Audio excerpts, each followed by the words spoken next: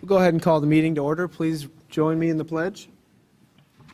I pledge allegiance To the flag of the United States of America and to the republic for which it stands, one nation, under God, indivisible, with liberty and justice for all. Thank you. I'd like to welcome everybody this evening. Go ahead and call the roll. Trustee Spurling. Here. Trustee Lee. Here. Trustee Hines. Trustee Youngerman. Yeah. Trustee Marisak. Here. Trustee Bond. Yes. And we're all here this evening. Move on to public participation this evening. The first item is public comment. If any member of the public is here this evening that wishes to address the board on any item on the agenda or anything else, now would be your time to address the board. Please step up to the podium.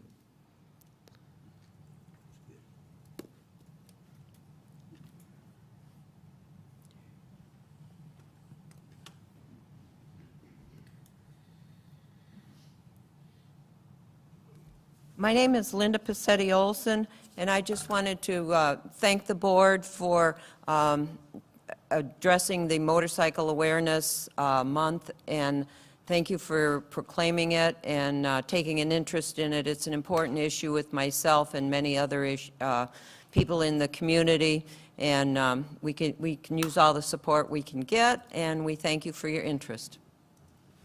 Thank you.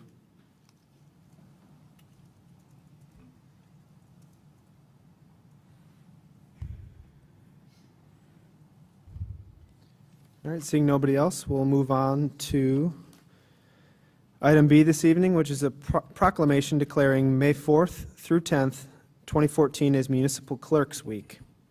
And I'll read the proclamation and then entertain a motion to approve. Whereas the office of the municipal clerk is a time-honored and vital part of local government that exists in countries throughout the world. And whereas the office of the municipal clerk is the oldest among public servants. And whereas the office of the municipal clerk provides the professional link between the citizen, the local government bodies, and agencies of government at all levels. And whereas the municipal clerks have pledged to be ever mindful of their neutrality and impartiality, rendering equal service to all. And whereas the municipal clerk serves as an information center on functions of local government and community. And whereas the municipal clerks continually strive to improve the administration of the affairs of the office of the municipal clerk through participation in educational programs, seminars, workshops, and the annual meetings of their state, province, county, and international professional organizations. And whereas it is most appropriate that we recognize the accomplishments of the office of the municipal clerk.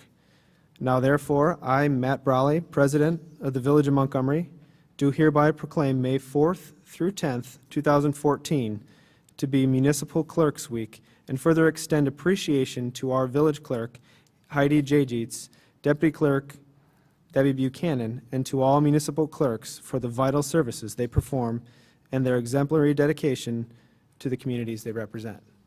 With that, I'll entertain a motion for approval. So moved. Take the roll, please. I didn't hear the first, sorry. That was me. Trustee Youngerman. Yes. Trustee Marisak. Yes. Trustee Bond. Hearing no discussion on the point, yes. Trustee Spurling. Yes. Trustee Lee. Yes. Trustee Hines. Yay. Thank you.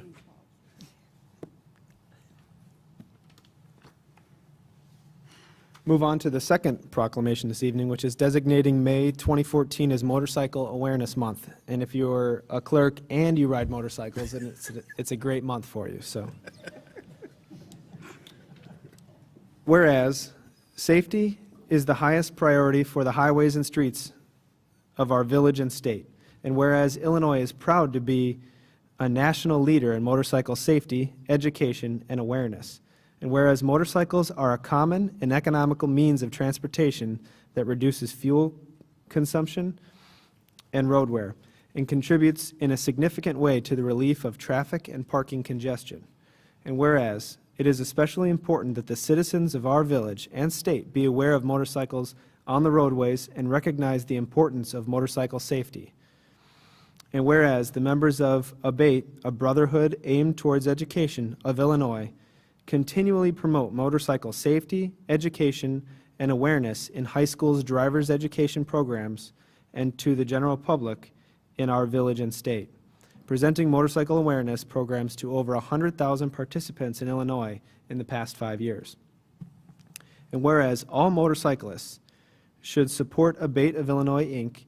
in actively promoting the safe operation of motorcycles, as well as promoting motorcycle safety, education, awareness, and respect of the citizens of our state and village.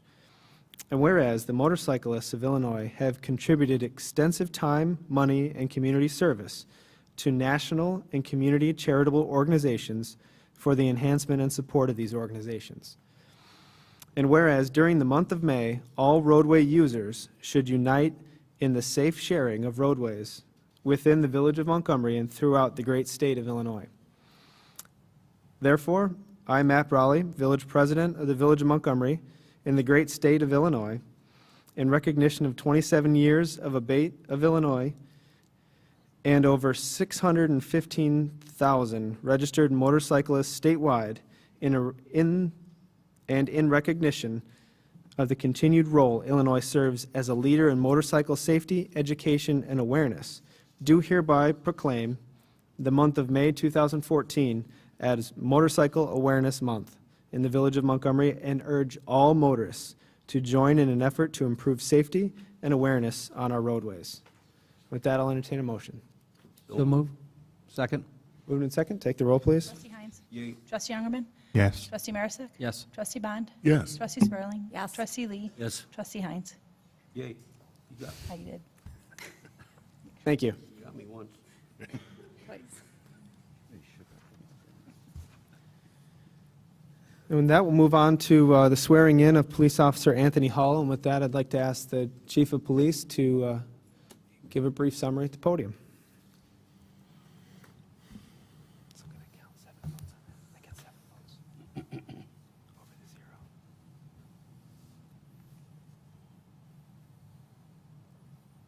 Good evening. Thank you, Mayor, Board of Trustees, and I would like to introduce our newest officer, Anthony Hull. Tony graduated from West Aurora High School. He's also grew up in Aurora. After going to West Aurora, Tony attended Waubonsee Community College and received his associate degree in criminal justice. After attending Waubonsee, he went to Southern Illinois University at Edwardsville and received his bachelor's of science degree in criminal justice. Tonight, Tony has several family members and friends and relatives in the audience. Thank you very much for coming. Tonight, I'd like to introduce Officer Tony Hall.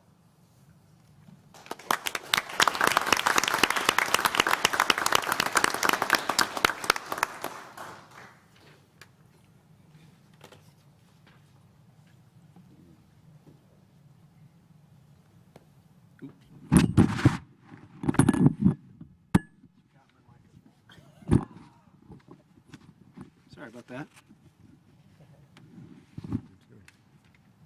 He's still mad at me for being a Bears fan, so. All righty. This thing all untucked and everything. Okay, raise your right hand and repeat after me. I state your name. I, Anthony Hall, Do solemnly swear do solemnly swear that I will support the Constitution of the United States that I will support the Constitution of the United States and the Constitution of the State of Illinois, and the Constitution of the State of Illinois, and that I will faithfully discharge and that I will faithfully discharge the duties of police officer the duties of police officer to the best of my ability. to the best of my abilities. Congratulations.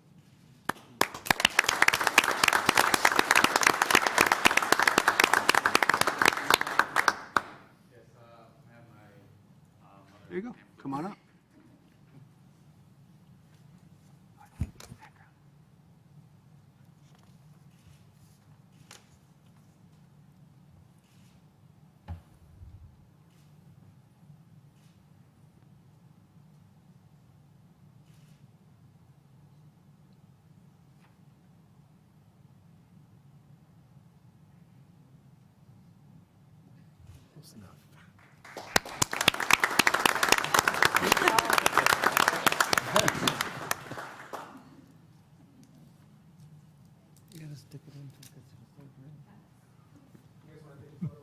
Was Dad too?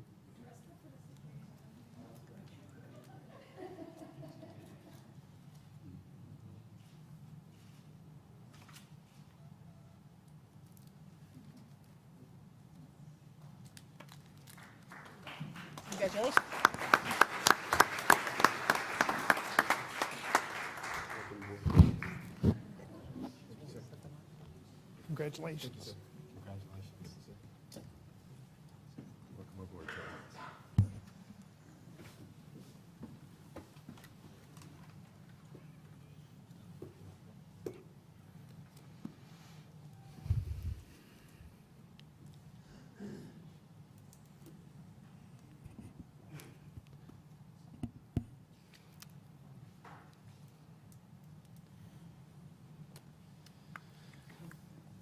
With that, we'll move on to the consent agenda this evening. I'll go ahead and read off the items and then entertain a motion for approval. Accounts payable through April 22nd, 2014. Accounts receivable report for March of 2014. Appointment by the village president of Eric Barnes to the Police Pension Board. Appointment by the, I don't think that was supposed to be on the agenda. Oh, did I? Oh, yeah, that's right. Item D is appointment by the village president of Stephen Bowler, 1823 Winmont Court, to the Police Pension Board. Ordinance 1620, amending the village code to create a Class O liquor license for liquor tasting events. This is the second reading. And then Ordinance 1622, amending the village code to add a Class C liquor license for Sam's Club. And this is a waiver of first and passage on the second reading. And lastly, the Resolution 2014-008, rebating fees for new residential construction. And if there aren't any questions on that, I'll entertain a motion for approval. So moved. Second? Moved and second by trustee Bond. Take the roll, please. Trustee Spurling. Yes. Trustee Lee. Yes. Trustee Heinz. Yay. Trustee Youngerman. Yes. Trustee Marisak. Yes. Trustee Bond. Yes. That carries 6-0. Moving on to items for separate action this evening. The first one is Ordinance 1615, adopting the operating and capital improvement budgets for fiscal year 2014 through it's actually fiscal year, Fiscal year 2015. yeah, 2015. And with that, I'll turn it over to Director of Finance. Thank you, Village President Brawley. This ordinance addresses the requirement for the board to approve the budget before the beginning of the fiscal year. The budget is the same as presented on April 14th, except for one minor adjustment for training, as noted on the April 22nd Committee of the Whole meeting. If there are any questions, I can address those at this time. Correct me if I'm wrong, but this is the first budget that this board will approve, because we approved the 2014 budget prior to the election, so I was thinking of that the other day. Are there any questions of staff or Director of Finance on the budget? Hearing none, I'll entertain a motion to approve. So moved? Second. Moved in second. Take the roll, please. Trustee Bond. Yes. Trustee Spurling. No. Trustee Lee. Yes. Trustee Heinz. Trustee Youngerman. Yes. Trustee Marisak. Yes. And the motion carries, 5-1. Under items for separate action, item B, we're going to pull that this evening to a later meeting, unless there's any objection to that this evening.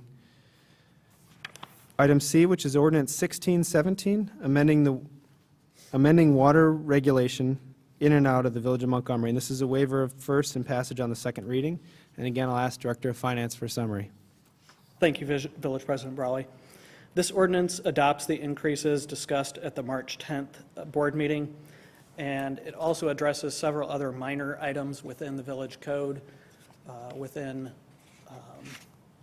the water regulation area of the code. If there are any questions, I can answer those at this time. What's that, what is that water base unincorporated? There's a big jump in that from 534 to 8. The water base unincorporated is double the incorporated water base, so that is, Boulder Hill? yes. Okay, thank you.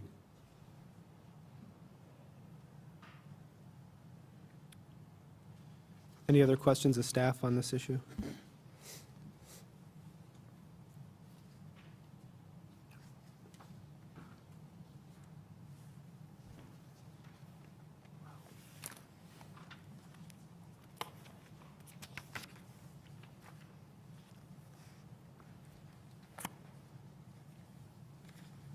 I just had one question. Does this have the, and I believe I read this in here, it has these increases and then it has the annual increases? It also has annual increases included in here, 4% for this year, next year, and then 3% every 3%, year okay. thereafter. All right. If there are no other questions, we'll entertain a motion for approval. So moved. Second. Moved in second. Take the roll, please. Trustee Lee? Yes. Trustee Heinz? Yay. Trustee Youngerman? Yes. Trustee Marisak? Yes. Trustee Bond? Yes. Trustee Spurling? Yes. And that carries 6-0. Thank you. Moving on to ordinance 1623, which is approving the comprehensive plan. This is a waiver of the first and passage on the second reading. And the real brief synopsis of this, you guys all know we've talked about it for more than a year. I was trying to quantify the number of residents or businesses that participated in this study, but it's probably, in the several hundred people participated at many meetings putting this plan together. So I think we've seen this at the board level, maybe 3 times, 1 or 2 plan commission meetings, and then all the public meetings we had in addition to that. So I think this sets a good baseline for the village moving forward, and as we look to do a strategic plan in this next fiscal year, I think this will be a great foundation for us. So if you guys have any other comments or a motion? Motion to approve? Second? Moved in second. Take the roll, please. Trustee Bond? Yes. Trustee Spurling? Yes. Trustee Lee? Yes. Trustee Heinz? Yay. Trustee Youngerman? Yes. Trustee Marisak? Yes. And that carries 6-0. Item E this evening, which is Resolution 2014-009, accepting planning assistant services delivered by the Chicago Metropolitan Agency for Planning, or CMAP. With that, I'll ask Administrator Zilfel for his report. Thank you, President Brawley. The Village of Oswego approached us and the City of Yorkville to see if we would like to join them in applying to CMAP for a grant, to go and have them come in and do a study where they would look for ways that we could cooperate together, whether it was shared staff, shared equipment, efficiencies through purchasing together. So we did put that out to CMAP, and we're awarded the grant. It's an LTA grant, which means local technical assistance. They don't give us money, they give us a person or people that will come in and do the work and prepare this report for us. We'll have to do some groundwork as far as getting them kind of what our core services are, some things like that, but then they will, throughout this process, the end result will be a document that we can use to hopefully achieve some operational and some cost efficiencies through cooperation with the other 2 villages. There is no cost to us. They just ask us to do this resolution of support, showing that we are in favor of it. With that, I'd answer any questions. You said there's no cost to the village for this whatsoever? Correct. Okay. Any other questions?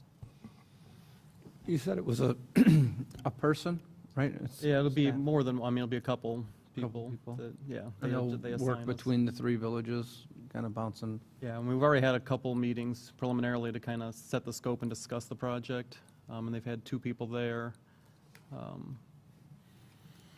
And I think there'll be some other staffers back at their office, so. I think it's great. This is a great move towards more intergovernmental efficiencies.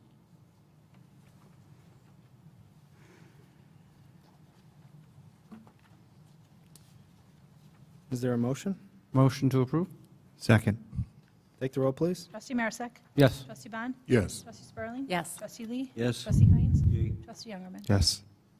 And that carries 6-0. Moving on to items for discussion this evening, which is the sales tax referendum. With that, I'll ask Director Van Voren for an update. Thank you, Village President Brawley. In front of the board tonight is 2 items. The first is the actual resolution that would be approved by the board to place this on the ballot. And the actual question is at the bottom of the first page of that resolution. And then the second item is the village attorney had previously spoken about the village can put out facts about the referendum. And so what staff has done is put together 2 items. One is a questions and answers. We wanted this to be on 1 page. And the second is a quick facts, does not go into any detail, would be on like a index card, if you will, size that we could hand out to residents to show them some of the facts. If there's any questions about the resolution, questions and answers, or the quick facts, I can certainly answer those. Village Attorney Wilson is also prepared to answer some items if need be. I have I a have a question. quick question. Go. Thanks. On the actual wording of the question, should we have increase included in terms of 1% sales tax increase for expenditures? No, Because this we're just saying 1%. No, it would be just the 1%, since this would be a separate sales tax of the village itself, not what's imposed by county or state. Okay, I understand. Thank you. My question, I think this has been answered before. With the non-home rule sales tax referendum, we're basically telling the voters what we would be using this for, and we would be required to use it for such, correct? So if we're going with, It's limited by statute as well Okay. to really public infrastructure. okay, thank you.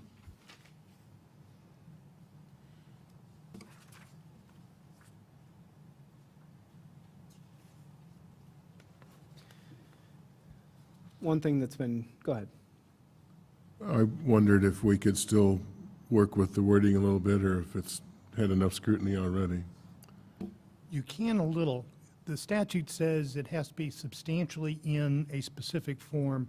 The language that's in the proposed resolution now is essentially word for word from the statute. The further you deviate from the statute, the more chance you risk, I guess, of somebody contending that you're not substantially in a following form. It does require that it be in the form of a question, whether the tax be imposed. It does, of course, you have the limitation on the amount, you have the limitation on what it can be used for, and you want to be careful that you aren't getting into advocacy in the ballot question itself.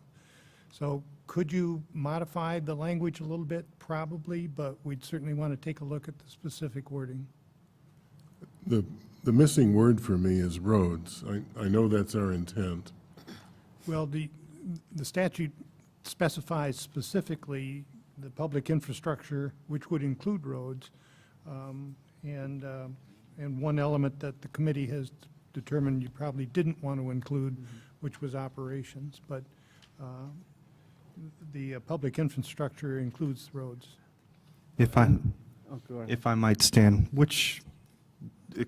explain to me which section you're referring to here. The actual statement that it will appear on the ballot, Okay. shall the village of Montgomery, yada, yada. The phrase public infrastructure is kind of inside baseball, I think. I would be happier if we could find a way to express that for exactly what we're meaning, which is road maintenance, road construction, road repair. But you're the attorney, so As I say, roads are included in the definition of public infrastructure. If you wanted to say, for example, public infrastructure including but not limited to roads, you probably could do that, and it would probably be acceptable, but it probably would also be saying the same thing twice. But if our intention is to make it roads, we would be making it more specific. Would that be a legal issue to make it more specific? That our intention is to do this specifically for roads, not for anything else, roads. That's what we're telling the people? You might be able to do that. As It's I actually, say, it's actually narrowing it instead of broadening it. Yeah, you might be able to do that. And If you used it for curbs in, would you be outside the, That's You know that's what I our mean? intention. If we want to add, including but not limited to roads, I hate to say roads and roads only, now you have to move a sewer line, what do you do? because now if dollars go anywhere else, I know that's the board's intention, but just like you leave yourself the most flexibility you can. not knowing the circumstances you will encounter in the future. There, if I can, in the questions and answers, the third line item, or the third question down, why is the Village of Montgomery seeking a non-home rule sales tax?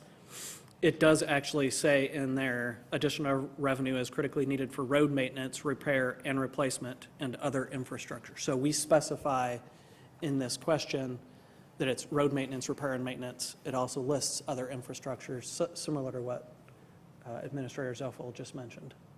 I think some of the concern is that the people who want to read that information will, and then there'll be people who show up on Election Day, go in the poll, and they're going to have to equate this to what we're all talking about in that we need money for roads. So if it's possible to add that in there, I think that would only help when people hear that word, hopefully, by November 4th, when people hear roads, at least our residents, they'll think about this and that we need additional funding for it.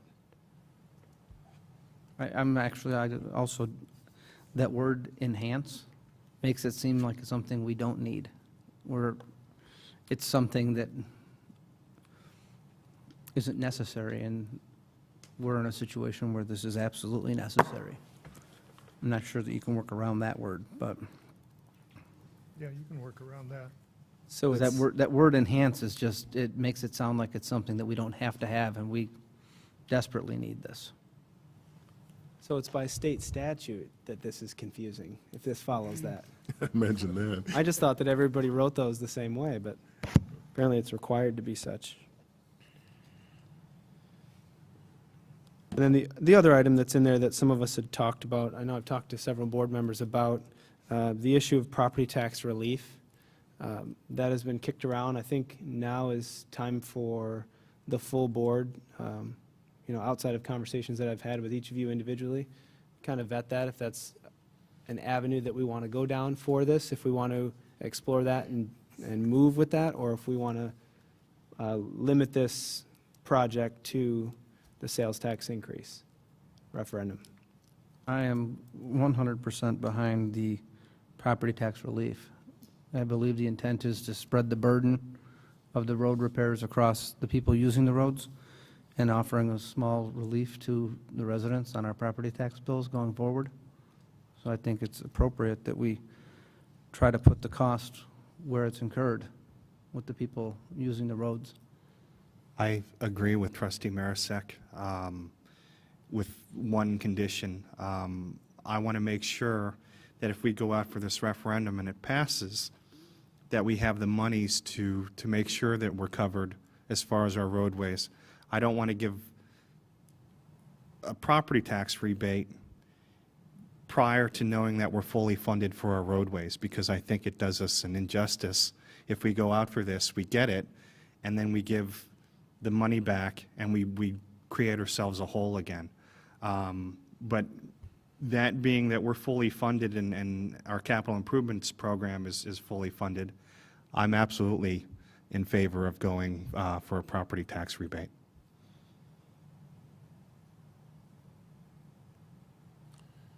Is the property tax question something we would look at each year as we assess our economic situation, or?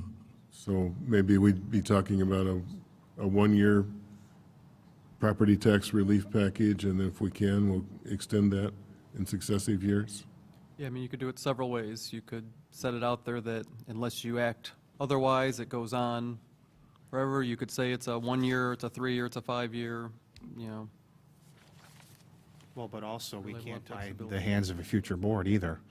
So in 10 years, the future board may say, no, we're not doing any property tax incentive. Eventually, if we got it to where we had the sales tax and the business development, if we could eliminate our property taxes as far as the Village of Montgomery, I would be all in favor of it. And I think that shows that the board is trying to work with the residents to really push the burden of our taxes beyond our borders. And I think what this would say to our residents is that we understand that your property tax has increased, dramatically or relatively dramatic over the past 10 or 12 years, specifically on the west side of Montgomery and everywhere in town. And this would say to them that we're trying to shift that burden, but it also says, you know, any year, this board could say, we want our levy, instead of being $2 million, we want it to be 0. But this, I think, gives the village, the organization of the village, the greatest flexibility in that if Sam's Club and Walmart and Menards closed and moved out of town, then we would need to levy that money to continue our operations, you know, specifically our police is what comes out of the general fund from that tax. But in the meanwhile, I would like it to say, I would like to try and tie the hands of a future board to say, we went for this increase, and our intent was to rebate a certain amount to our residents, and hopefully someday all of it, and make people who shop in our town pay for our roads and the function of our government. And then if a future board 10 years down the road decides that they need that money for another purpose, or they don't want to rebate that portion, then it's up to that board then to vote to make that decision. But those are my thoughts on that. In rereading the question that's going to go on the ballot, shall the Village of Montgomery, to enhance the village's development and to avoid the imposition, is there a way to include, because it's not just about developing new roads, it's maintenance as well? And I think that's a piece that's missing there. Almost looks like it's for future growth, and what we're really trying to present is that we need this for maintenance as well, because otherwise the road in front of your house isn't going to be fixed for 71 years currently.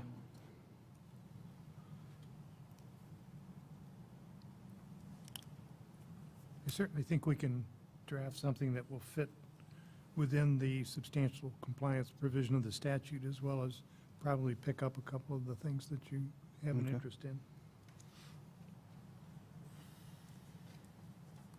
Any other board members have any comments on this?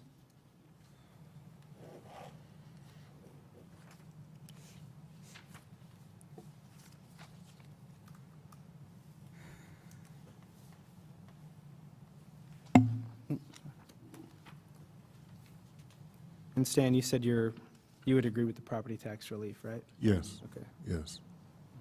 So that being 4 members of the board, not to assume the other members don't agree with that.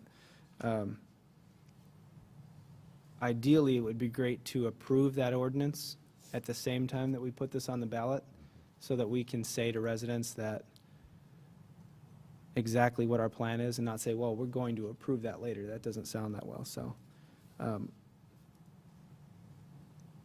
Some of the research that I had done had 10 or 20% written into the ordinance. Would you guys want to kick around an actual amount that if the referendum passes, X percent would be rebated? Because again, if you say up to 10%, then people are going to say, well, you don't intend to rebate anything. That's my only concern. I just want it to be very upfront about it, unless staff wants to.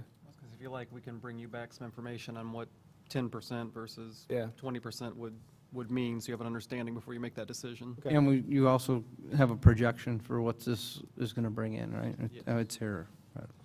Well, we're looking at bringing in potentially with the sales tax referendum, I think I saw the figure 1.7 million. And correct me if I'm wrong, but right now we're spending about 465,000 on existing roadway infrastructure replacement and yearly, correct? That's correct. We do take a chunk out of that money for road salt. And so we need $2.2 million a year to be fully funded. So that still leaves us 600,000 shy. 500.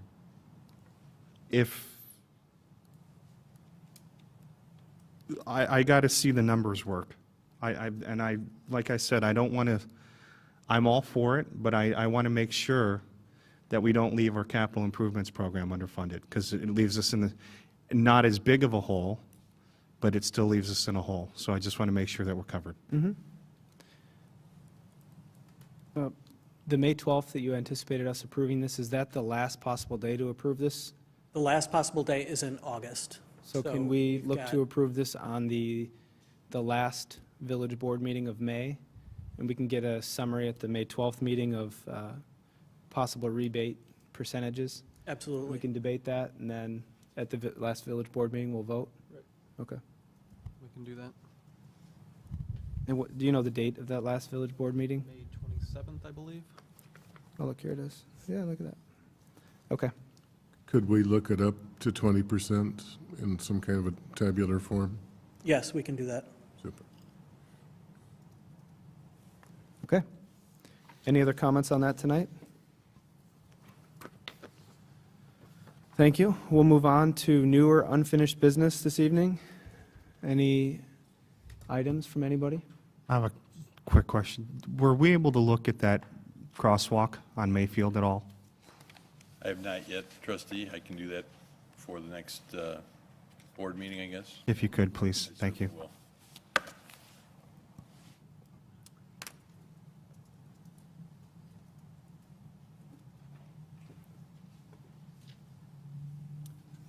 Okay, hearing nothing else. Future board meetings, you can see on there, or future meetings, actually. And with that, we'll entertain a motion to go into executive session to discuss the employment of an employee pursuant to 5 ILCS 120/2C1. So moved? Second. Call the roll, please. Trustee Bond? Yes. Trustee Spurling? Yes. Trustee Lee? Yes. Trustee Heinz? Trustee Youngerman? Yes. Trustee Marisak? Yes.